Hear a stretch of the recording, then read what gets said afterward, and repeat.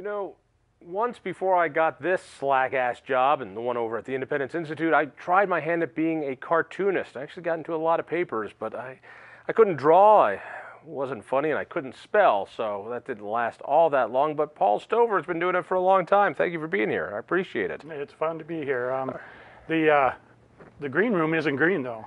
Well, it depends on what you smoke beforehand. Yeah, I guess so. All right, so you do an editorial cartoon for a paper in Utah. Remind me the name. It's the Southern Utah Independent. Okay, I can tell it's right up there with the Washington Times, Oh, yeah. the Washington Post, and all the rest. It's out of St. George, Utah. There's something beautiful about editorial cartoons, and we're missing particularly local editorial cartoons, and it's heartbreaking. You know, the Post no longer does it. You know, so there's a handful of guys nationwide, and they only do national issues.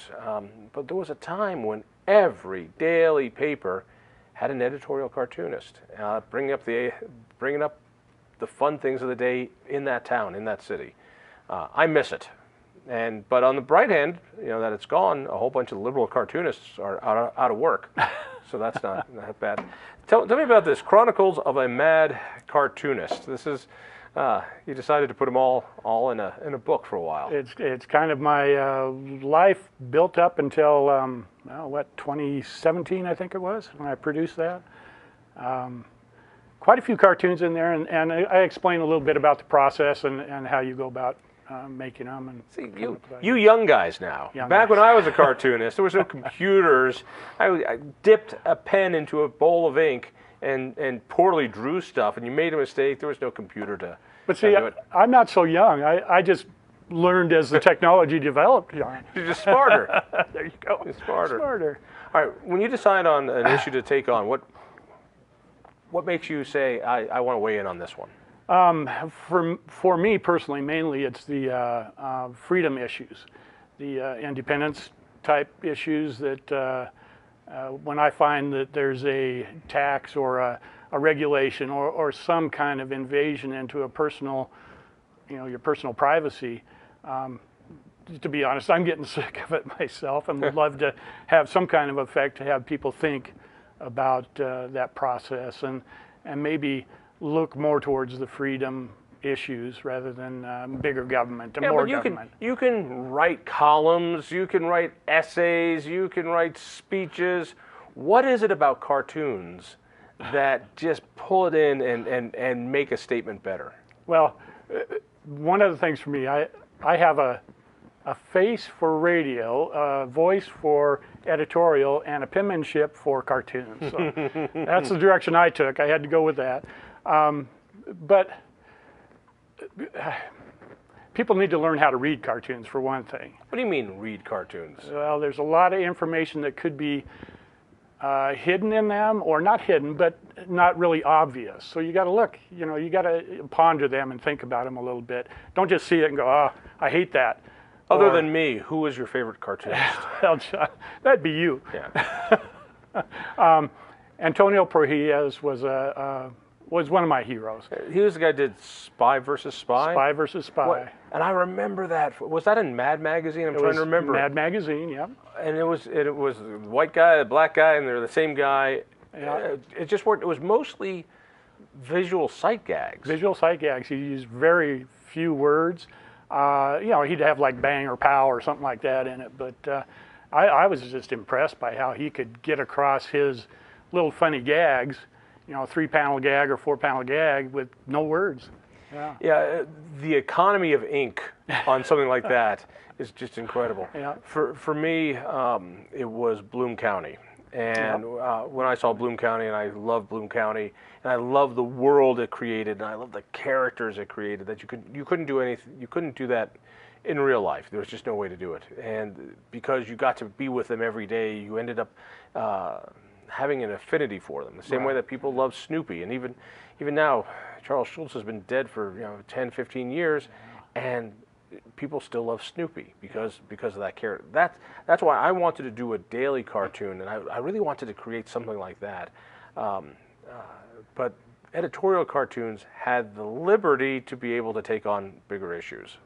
That's true, and I've gotten in trouble with some of them. Like what? Well, Come on. There was a billboard that got produced on the Western Slope. A friend of mine commissioned me to do, and he had the idea. And could it be one that had 4 different pictures of Obama, none of them flattering, perhaps of Obama in drag, Obama as a Mexican, Obama as a gangster, and Obama as a Middle Eastern terrorist? Could that have been that one? That was the one. All right, so he paid you to do that. It went up as a billboard. It was not well received. It was not well received. It stayed up for about 3 days. I received threats, which didn't, it bothered my wife a little bit, but not me. But the reason it came down was because the owner of the billboard property started getting threats. And I'm going, you know what, this is supposed to be America. If my friend wanted to post this up there and have people see it, like right now there's a GOP with the hammer and sickle in it hanging close to where that one was. Really? Yeah. So I don't know.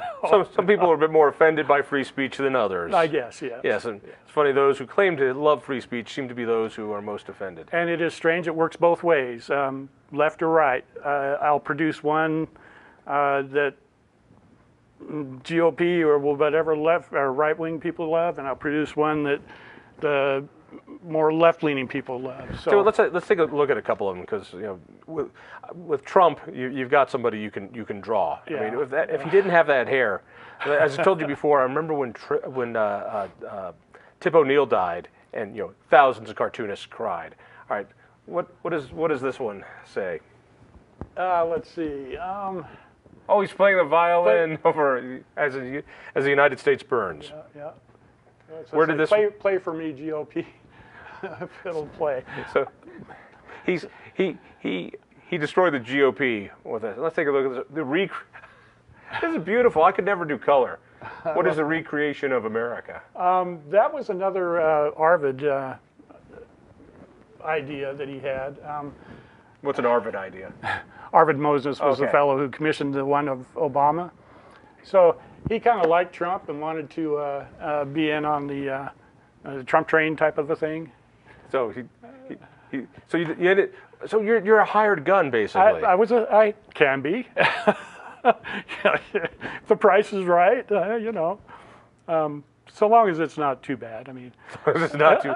Have you ever refused to do a cartoon? No, I have not. Mm-mm. Really? No. Really? Well, then we could think of something. Sure. All right.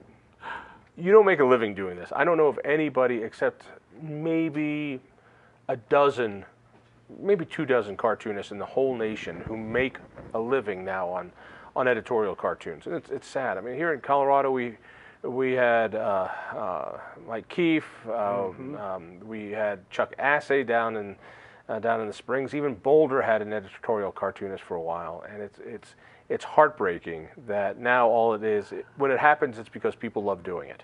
Right. Yeah. Why do you love doing it? I don't know, to be honest with you.